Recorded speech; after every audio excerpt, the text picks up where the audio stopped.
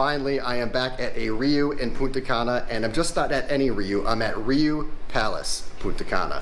This is the most popular Riu in the city, and I booked the cheapest room. The entry-level room, the most popular room.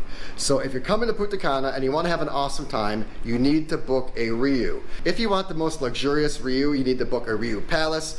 And if you want the most popular palace, it's this one right here, Riu Palace Punta Cana. Again, this is the junior suite, it's an entry-level room, it's the base room.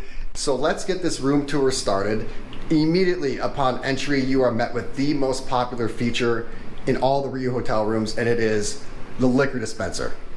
It's the Four Horsemen, vodka, gin, tequila, rum, as much as you want, whenever you want. Below the liquor cabinet, we have a coffee maker. I use these from time to time in case I don't feel like going down and getting a coffee right in the morning. I just make one in my room.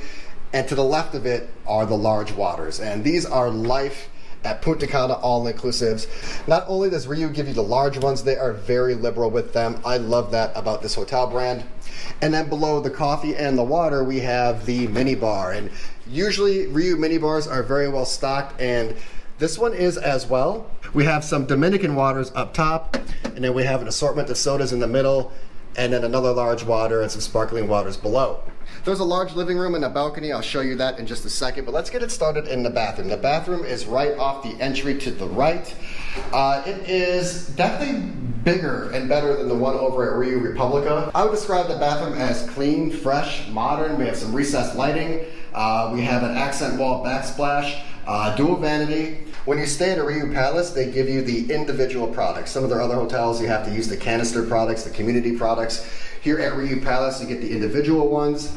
To the right of the sink, we have a hair dryer in case you forgot yours, and then there's the toilet. And then on the opposite side of that, we have our shower. And we have floor-to-ceiling glass, which is a very classy touch.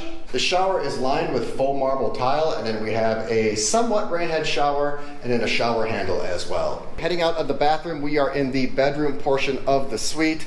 As in Riu fashion, again, we have two double beds combined into one to make a king.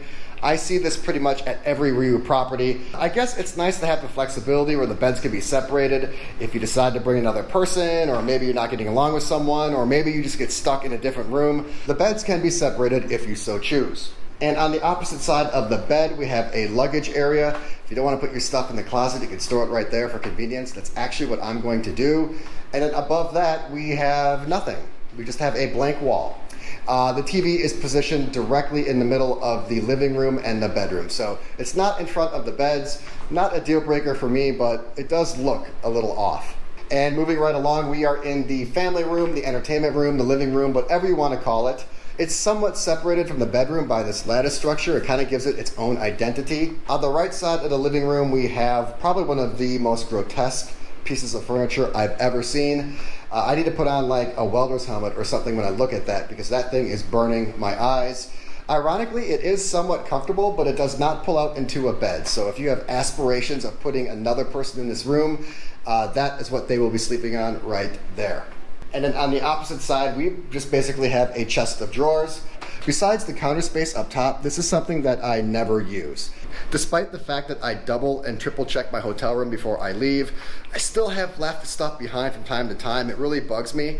And also, I don't like the extra effort it takes to unpack and then repack. I would much prefer a desk because there's already a lot of storage in the closet.